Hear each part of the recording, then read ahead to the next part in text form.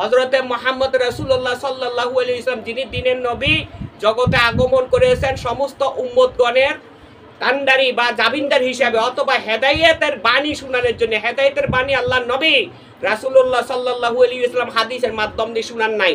হেদায়েতের বাণী আল্লাহর নবী রাসূলুল্লাহ সাল্লাল্লাহু আলাইহি ওয়াসাল্লাম যা শুনিয়েছেন তার সাথে সাথে আল কোরআন হিসাবে রূপান্তরিত হয়েছে।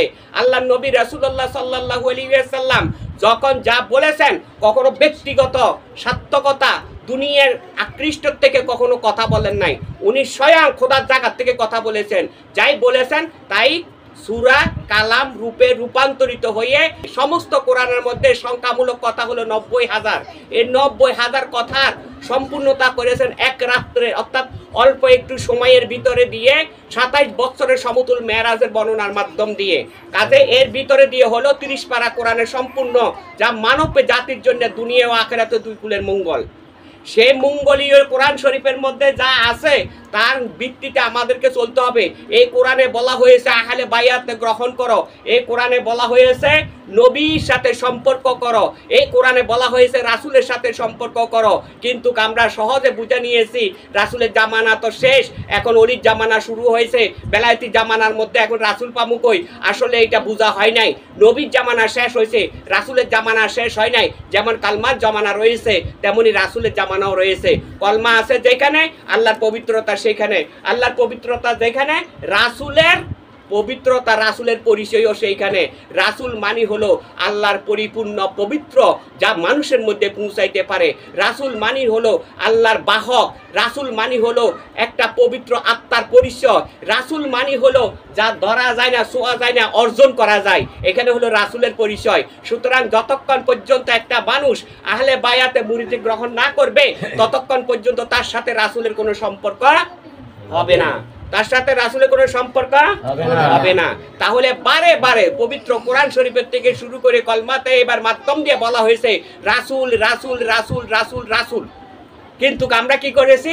রাসূলের জামানা শেষ করে দিছি। কোরআন শরীফে কলমার মধ্যে কোনো জায়গায় সমাপ্ত করে নাই রাসূলের জামানা শেষ, আমরা করে ফেলেছি। হায়াতুন নবী শেষ হয়, রাসূল কখনো শেষ হয় না। যেমন কলমা সর্বজনীয় তেমনি রাসূলের জামানাও সর্বজনীয়। আমার পূর্বে জামানাতে ছিল, বর্তমানে আছে, ভবিষ্যতে থাকবে। আজকে এই পথ থেকে ফিরানোর জন্য ওহাবি মতবাদের মানুষেরা একটা আয়াতে ব্যবহার করে, ইত্তাবিউ মা উনজিলা ইলাইকুম মির রাব্বিকুম ওয়ালা তাত্তাবিউনি তুনিয়া গাদিলাম মা তাদাক্কারুন। এই আয়াতের যে ব্যাখ্যা দেওয়া হয়েছে, দুনিয়ার আউলিয়া, দুনিয়া মানি হলো শয়তানের আউলিয়া। এই দুনিয়াটা হলো মাজরাতুল আখিরাত, এখানে পরীক্ষিত স্থান, এখানে চতুর্পাশে রিপু আমাদেরকে ঘিরেও করে রাখছে। এই রিপুর থেকে মুক্তি পাইতে হলে আহলে বায়াতে গ্রহণ করতে হবে, আল্লাহর নামে নিজেকে উৎসর্গ ঘোষণা করতে হবে। উৎসর্গ মানে হলো দুনিয়ার লোভ লালসার থেকে। এই মর্ম অনুযায়ী যারা চলতে পারে তারা মহৎ হইতে পারে, তার আগে মহৎ হইতে পারে না। সুতরাং এই আয়াতের মধ্যে বলা হয়েছে যে আপনাদের মধ্যে বা তোমাদের মধ্যে যাহা নাজিল হয়েছে তোমরা তার আনুগত্য করো, অর্থাৎ কোরআনের আনুগত্য করো। এই কোরআনের আনুগত্য করতে গেলে এখন আপনি দেখেন, আপনারা নামাজ পড়েন সিরাতুল মুস্তাকিম, এই কথা কি বলেন না? তো এইটারে আপনারা আমরা কি বানায় ফেলাইছি? সরল রাস্তা, সোজা রাস্তা, নামাজের রাস্তা, মসজিদের রাস্তা। আয়াতের মধ্যে এইভাবে বলছে, আয়াতে বলছে সিরাতুল মুস্তাকিম, সরল রাস্তায় পরিচালিত হও।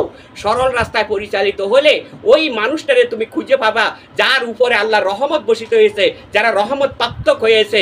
সিরাতুল লাযিনা, সিরাতুল লাযিনার সাথে সম্পর্ক হবে।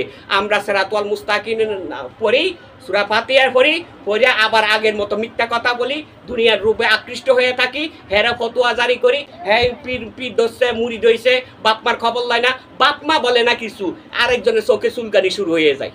এটি হচ্ছে সমস্ত সব কিছুর শয়তানের কুফুসল্লা। এই শয়তানের জগতের থেকে ফিরতে হবে, অবশ্যই সত্য আউলিয়ার মধ্যে অবস্থান করতে হবে। আলিন্না আউলিয়া আল্লাহ লা খাউফুন আলাইহিম ইয়াহজানুন, এই আয়াতে সাক্ষী দিয়েছে আমার অলিগণের কোনো ভয় নাই, চিন্তা নাই। দুনিয়াতে তারা ঘুমগিন বা দুঃখিত হওয়ার কোনো কারণ নাই, পরকালে তাদের কোনো ভয় নাই। তাদের পদ্মার আড়ালে কালো চাদরের ডাকনার ভিতরে আমি আল্লাহ লুকান্ত থাকি। আমার অলিগণ যেখানে আমি আল্লাহ সেইখানে। আমার অলিগণের পক্ষে যারা থাকবে আল্লাহর পক্ষে, আমি আল্লাহ তাদের পক্ষে থাকবো। আমার অলিগণের বিপক্ষতা যারা যারা করবে আমি আল্লাহ আমার অলিগণের পক্ষে থাকিয়া ওই শত্রু ওই দুশ্মনের বিপক্ষে থাকিয়া আমি যুদ্ধ ঘোষণা করব। এই জন্য বলা হয়েছে আগে আমাদেরকে আইন বুঝতে হবে, নিয়ম বুঝতে হবে, তারপরে একজন মানুষকে নিয়ে মন্তব্য করতে হবে। ততক্ষণ পর্যন্ত মন্তব্য করা সঠিক হবে না।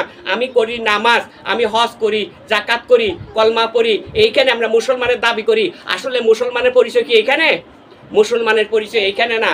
একজন মুসলমান যদি ধার্মিক হইতে হয় তাকে 4টি বস্তুর জ্ঞান অর্জন করতে হবে। এই 4টি বস্তু যেমন বলা হয়েছে, ইসলামের স্তম্ভ হলো পঞ্চম, অর্থাৎ ইসলামের পঞ্চম স্তম্ভের মাধ্যমে একজন মুসলমান পূর্ণতা লাভ করতে পারে। আসলে এখানে এই যদি কুশলতা প্রয়োগ করা হয়েছে, কলমা যতক্ষণ না আসে ততক্ষণ নামাজ আসে নাই, কলমা নামাজ যতক্ষণ না আসে ততক্ষণ রোজা আসে নাই। এই কলমারে আপনি লাগাই দিয়েছেন পরে নামাজ, রোজা, হজ, জাকাত, কলমা। যার জন্ম হয়েছে শুরুতে, যারে দিয়ে শুরু হইলো তারে বাদ দিয়ে দিয়েছেন দূরে। অতএব এখানে বুঝতে হবে কলমা দিয়ে সবকিছু শুরু। নামাজ, রোজা, হজ, জাকাত, কলমা, এগুলা আইন আছে, রাসূলের আইন আছে, হাদিস আছে, কিন্তু এগুলো করবো। এগুলা করার ভিতরে দিয়েও আমাদেরকে জ্ঞান অর্জন করতে হবে। ধর্ম কি? ধর্ম হলো শরীয়ত। আমরা যেটা করতেছি এটা হলো শরীয়ত। তারপরে যেটা রাস্তা, আল্লাহর রাস্তা চলতেছে এটা হলো তরিকত।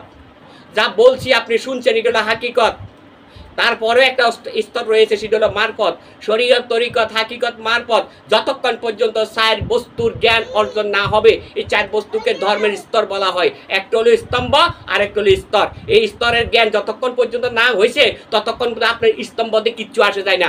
স্তম্ভ বলা হয়েছে 5টা। পঞ্চম স্তম্ভ, এই পঞ্চম স্তম্ভের মধ্যে কোনো মুসলমানের কাছে সঠিকভাবে পালন হয় না। পঞ্চম স্তম্ভ যদি মুসলমানের পরিচয় হয়, গরিব মানুষেরা তো হজ করতে যাইতে পারে না, তাদের স্তম্ভ পালন হইল কেমনে?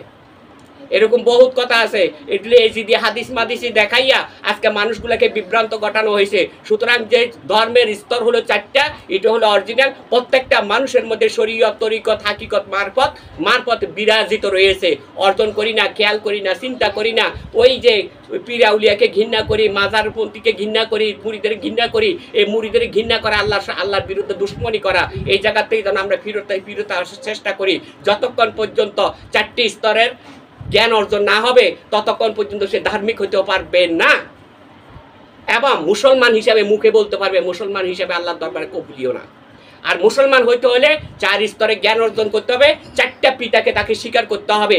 ভালো কিছু কিছু মসজিদের আলেমেরা জিজ্ঞাসা করলে 4 পিতার পরিচয় দিতে পারে না। কয়েক পিতাই তো যথেষ্ট। যখন পেছে পরে কয় শ্বশুরও আব্বা, কাকাও আব্বা। এরকম আব্বাস আব্বার কোনো কামে আসবে না। ধর্ম ভিত্তিতে পরিচয় লাগবে। তারপরে বলে দিচ্ছি, জানা থাকা সকলের জন্য ভালো। যেটা যতটুকু বলার দরকার সেতটুকু বলবো। তো ওই যে পিতা আদম আলাইহিসসালাম, পিতা ইব্রাহিম আলাইহিসসালাম, আল্লাহ জন্মদাতা পিতা, এই যে এখানে 3 পিতার পরিচয় হয়ে গেছে। এখানে শরীয়ত, তরিকতের পরিচয় রয়েছে। আরও একজন পিতা গোপনীয় আছে, যাহাকে বলা হয়েছে ঈসা রুহুল্লাহ। যতক্ষণ পর্যন্ত একজন মানুষ ঈসা আলাইহিস সালামের জন্ম অর্থাৎ মুরিদানা গ্রহণ না হয়েছে ততক্ষণ পর্যন্ত ঈসা আলাইহিস সালামকে ঈসা মসিহ বলা হয়েছে। আর যখন মুরিদ গ্রহণ করেছে তখন বলা হয়েছে ঈসা রুহুল্লাহ। রুহের জন্ম যেখানে, পিতার জন্ম হবে সেখানে। আত্মার জন্ম যেখানে, রুহের জন্ম সেখানে। কাজে মন্তব্য সন্তব্য বাজভাবে না করিয়া সরলে চলেন, সুন্দর মতে চলেন, সঠিক হাদিস পড়েন, কোরআন তর্জম করেন, ফাতিহা শরীফ তর্জম করেন, আপনি পথ পেয়ে যাবেন। সকলের প্রতি সালাম। আসসালামু আলাইকুম রহমতুল্লাহ।